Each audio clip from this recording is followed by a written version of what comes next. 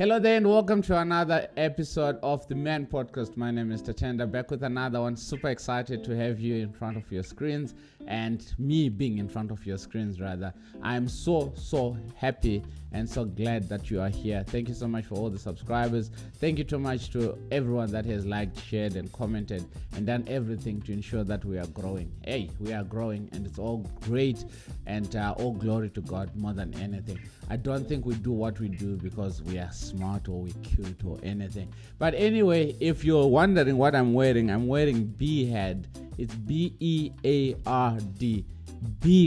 It's being exceptional among regular dudes. Being exceptional among regular dudes, beard. And it has no relevance on how my beard is. I can't grow it for the life of me. But if you want to grab yourself this cap or a shirt or anything that has to do with beard or God is my CEO, the man behind that is Mr. Brian Luchanga. I'm going to link down details for his social media and everything, and you can also order from him. By you ordering from him, that's you supporting him. That's you enhancing another person's business, another person that is trying to get into the line of business. But more than anything, he is led and guided by God. So when you are taking part on Beard or God is my CEO, you are also taking part in evangelizing, showing people what God is about, showing people what Beard is all about and what you are all about. Anyway, if you want to support us as well, this all here is there for you to advertise your business or your brand or anything that you are launching, be it an event. Then all the people that are on here that you guys are watching, you may find relevance and go to that event or click on that and sell or buy whatever that is that you are selling, so you get customers through us. Anyway, let me not waste so much time. We're back. I'm alone. Rudy is not here. Tristan is not here. My beautiful wife is here and just rooting me behind the scenes. I'm so glad and I love you, babes. Thank you so much for everything that you do for me. Thank you so much for everything that you do for our family. May God continue to increase you and like you bigger, better, gracious, everything. Anyway, it is on the 10th of October. It was World Mental Health Day. And I understand that we are in a life or we're going through a phase where stuff is becoming too expensive. The economy is not good. Children are being raped and violated. There's so much gender-based violence. I think I was listening to the news as well, and they're speaking about 12 learners somewhere in South Africa that died off of food poisoning and something like that. There's another learners, or the other 5 or 10 learners again that were shot at the school. So you can see that all this violence and catastrophes and everything that's happening, that leads to mental health. Because look at the 12 families that have lost their children. That is mental health issues right there. Look at the kids that were in class with those ones. That's also mental health, the friends, the circles and all that. So you can see that where the world is going, there is so much that we are keeping inside, ladies and gentlemen. And it is important for such events, World Mental Health Day, to be recognized. Obviously, by the time that we are recording this, the time you are watching this, it was a few days ago. But let's not keep it to one day that we celebrate mental health. Let's keep it to every single day of our lives. And that way, we're going to be better individuals, better fathers. I want to raise a child that whenever they are in trouble, they can come to me and say, Dad, I did 1, 2, and 3. What must I do? Rather than them just being in the hiding and so scared to come to me as a parent because they are scared that I'm going to shout at them or beat them or be angry at them. Be the kind of parent that is going to be up and honest with your children when it comes to mental health. It is not a curse. It is not a disease. Yes, some may call it a disease, but it's not something to be stigmatized around. You remember back in the 2000s or 90s when HIV/AIDS was rampant, every time someone would not want to use the cup that someone with HIV was using. That was because there was so much fear around the HIV. And right now, people are just walking around. Women are beautiful, are glowing. Gents are looking nice and all that. And you don't even know that they are living with HIV. That's exactly where we need to be with mental health. I need to be in a position where I can come to you and say, hey, bro, I've got depression. Hey, bro, I've got anxiety. Hey, bro, I've got this. I've got a mental health issue. But it does not take away from the fact that you are still good and God has created you to be the best possible version of yourself in everything that you do. Your family loves you, we love you, your circle loves you, You are important. But having said that, we speak about world mental health and how, yes, depression is happening, how anxiety is happening, and everyone is sort of like, we're trying to tiptoe around people that are going through that. But there is a difference between being anxious and just being scared, and just you don't have the guts to go about and do that which you want to do, start a business or start a school or get into a relationship or commit to a relationship or anything. There is a bit of fear. That is not anxiety. Just because you are sad that your sales did not go up yesterday or that did not go up the way that you intended them to be this month, doesn't necessarily mean that you're depressed. And speaking of that, I bumped into a photo rather, and Ondela is the one that had it on his status, and it says, you are busy doubting yourself while others are terrified of your potential. So it is so easy for you to look around and go, I'm depressed. No, bro, you're not depressed. You're sad. It's okay to be sad because the sale did not go through. It's okay to be sad because she broke up with you. It's okay to be sad because he said he's done with the marriage. It's okay to be sad just because things did not go according to your plan. Yes, there is sadness there, but then so many people around you still feel like, wow, if this person could realize their potential, geez, we're going to be in trouble. And that's the same thing that the devil does with us. The devil knows our potential. He may not know what you are now. That's why you're being attacked. Everything that you're doing is being attacked, and there is so much pressure with regards to you making it to the other end and saying, yes, I've done it. Because the devil knows your potential. The devil deals with your potential. So you walk into an office, and just because everyone is hating you doesn't necessarily mean that you stink or you've got bad attitude. No. Even your manager can challenge you sometimes because he can see your potential, or she can see your potential. It doesn't necessarily mean that you are cursed, or a lot of times people will then go and say, let me go and get a cleansing because everyone in the office sort of hates me. Everyone in the school sort of hates me. No, it's because of your potential.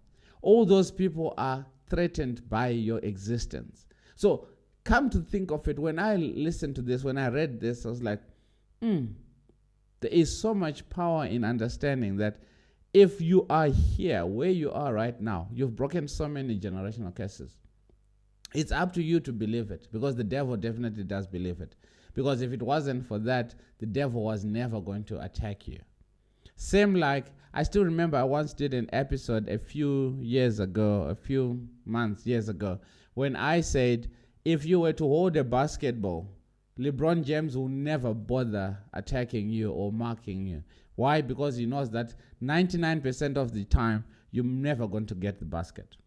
Same thing with Ronaldo. If I was to hold a soccer ball right now in front of goal, Ronaldo won't even bother coming for me. Or I used Ronaldo, but Ronaldo is not a keeper, no, he is a defender. We used an example with De Gea. I think he's the only keeper that I know. Or Ronin Williams, I think. And Ronin Williams, he plays for Sundowns. He is never going to try and attack his goals or protect his goals because Tatenda is holding the ball. Because 99% of the time it's not that I'm going to miss it. Because I know myself, I've got two left feet. So I'm trying to kick it right, it goes left. I'm trying to kick it left, it goes. So there is really no need for him to challenge me. The reason why if Ronaldo was to be in front of goal, Ronan Williams will already start to feel the jitters. Like, I have to, where is he going to hit it? Because I know, is it going to be the left-hand corner? Is it going to be a right-hand corner? Is it going to go straight? Is it going to blast it? Whatever. Because Ronaldo is a professional, so is Ronan Williams. The devil is a professional in being deceitful. And God is also a professional in being a good striker. Did you see what I did there? Come on, man. Give me some pops. Love, kiss me. Blow a kiss to me. Anyway, so what I'm trying to get at is understand that you already have a potential. Understand that you already have a God-given talent. Everyone has been given a talent. What you do with that talent is up to you. Do you realize that talent to make it a potential? Or do you just sit back and say, I'm sad, things are not going my way, things are not working out, I don't know what to do. Come on, guys, what must I do? No. You've got the potential. You've got the business idea. You've got that brilliant idea in that boardroom, an idea that is going to change the whole narrative of that company, or an idea that is going to change the whole narrative of your background or where you're coming from. You've got it. It's there in you. Let it sink in right now that what is my potential? So instead of you going around and going, I don't have a business idea, I don't know what to do, you need to ask yourself, why am I here? Someone once posted and he said there's a book, Ralph Kongorira. Ralph, but I did interviewed him a few months ago, and his book is Unlocking Your Why. That to me is a reflection that each and every person of us has got their own talents. Even the Bible says so, that each was given them their own. So each was given their own talent. It's up to you to realize it, rather than sitting back and say, I'm depressed, I'm anxious. Yes, there are mental health issues, but there's also self-doubting that happens a lot of times. And you realize that when it comes to self-doubting, it is easy for you to just feel like, I'm not good enough, than it is for you to keep on pushing yourself and say, you are good, you're good, you're good, you're good.